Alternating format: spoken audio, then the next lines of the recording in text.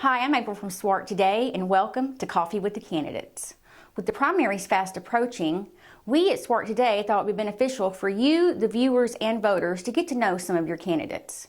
So we invited every candidate in a local race with opponents of 2 or more into the studio for coffee and a chat. To get us started, though, we're going to have Debbie Marsh, Election Commissioner, give us a little bit of info before voters head to the polls. But stay tuned, because next week we have a few surprises for you with a few candidates from some of our statewide elections.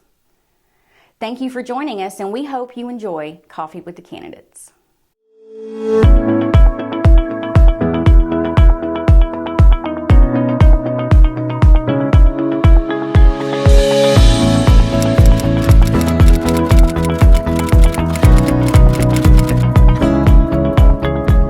Welcome to Coffee with the Candidates.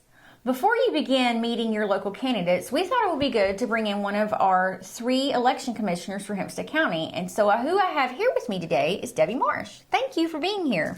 Thank you. You're welcome. So how long have you been election commissioner? 4 years. 4 years? Yes. Can you let our citizens know what it is your role entails? Tons of paperwork. Yeah.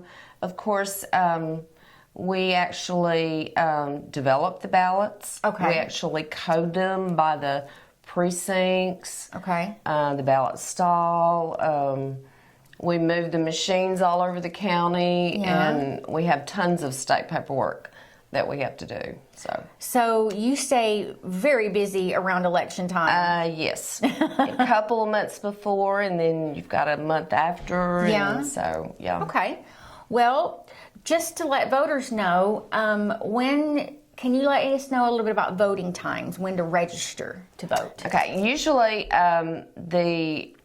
whatever the actual election day is, 30 days prior to that is the deadline to register. Okay. So, like, our election's actually May the 24th. Monday was the final day to register for the primary. But could someone still register now to be able to vote for the next one? Yes. Oh, yeah. Yes. Even if we have a runoff, which will be in June, and we probably will with all the state candidates that we have, you still have time to register to vote in that runoff. All right. And what about early voting? Can we talk a little bit about that? Sure.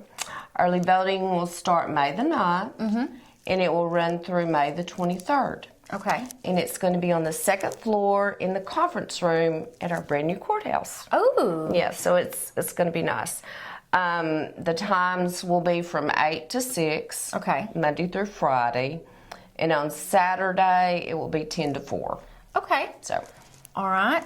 And what about Election Day? Election Day will be the 24th. The polls will open at 7:30, and they will close at 7:30. And if you're in line at 7:30, you'll still be able to vote. So don't worry about that. And we will have 11 polling sites. Okay. If you live in Spring Hill and you want to drive to Bingen to vote, you can. Okay. We have what we call voting centers. Okay. So it doesn't matter. You can vote anywhere in the county. Okay. Where are our 11 centers at on voting day? Okay.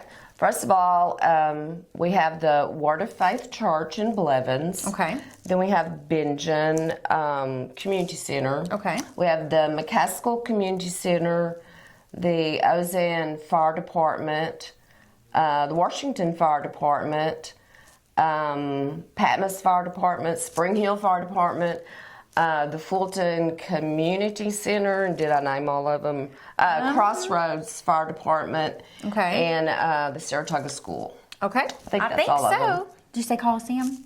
Yes, Coliseum. Hope Got Coliseum. them all. All right. Okay. Now, before Election Day, what is the most important thing for voters to know before they go cast their vote? Of course, this is a primary. So you have the 2 main parties in Arkansas, which is your Republican Party and your Democratic Party. And then we have a nonpartisan. Those will be the 3 style of ballots.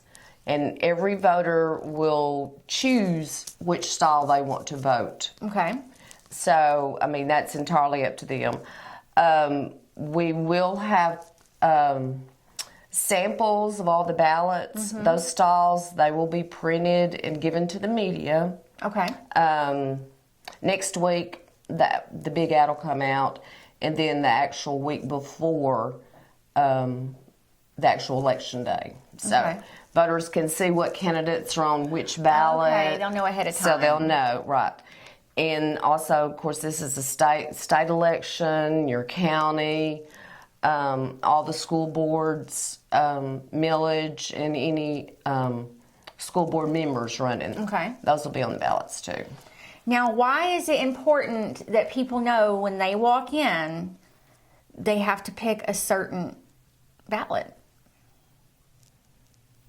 Because I think what I've encountered is a lot of people don't realize when they go that they're going to actually have to do that. But yes.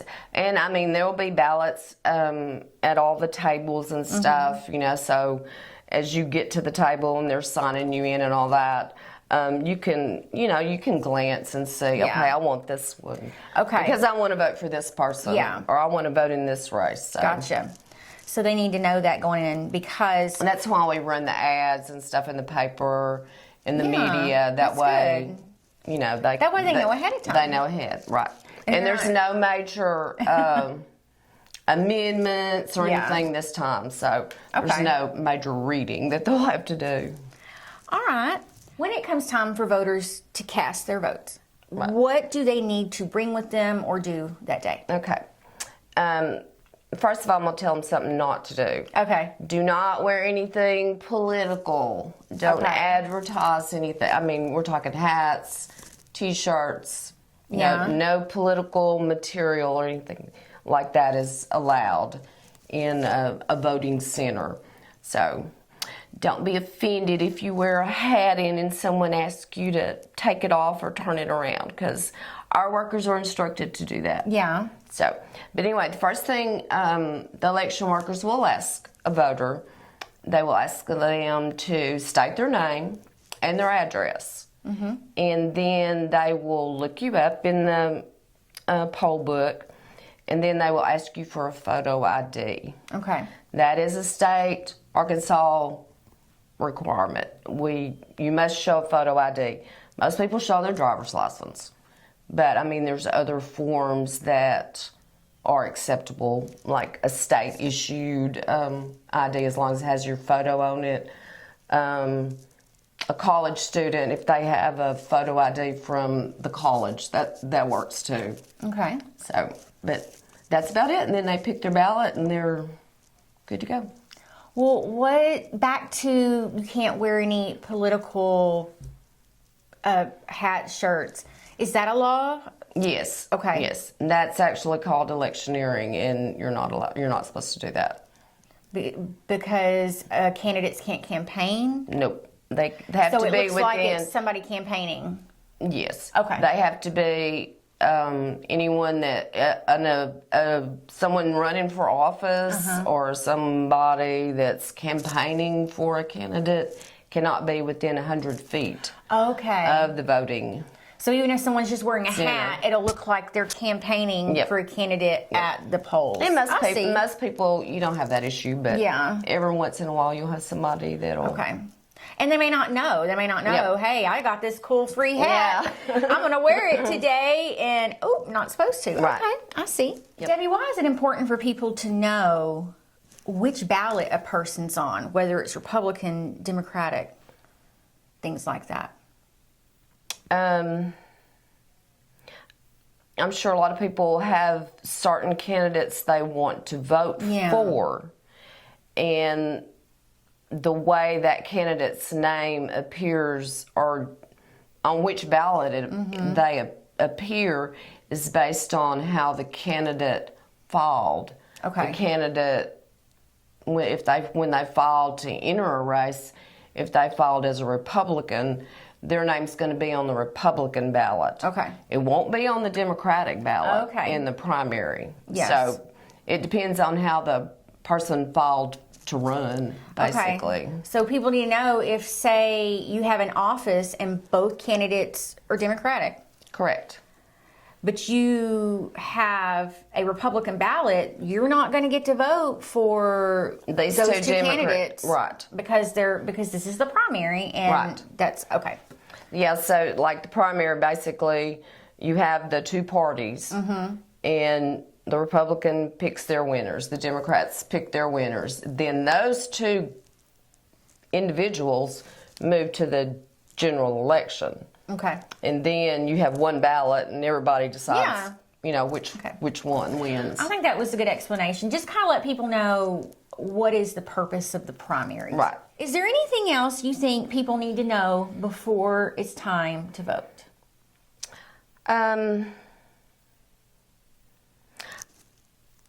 I think look at the sample ballots when you see them in the newspaper or on the websites, and you know what you're going to vote before you get there. Kind of be prepared so Right. you know. For example, And carry your ID by all means. okay, We're not going to turn any voter away. yeah, If they, you know, we find them in the poll book and they won't or don't have their photo ID, we'll let them vote on what we call a provisional ballot. Okay. Which is a paper copy of the ballot that's on the machine. Yeah.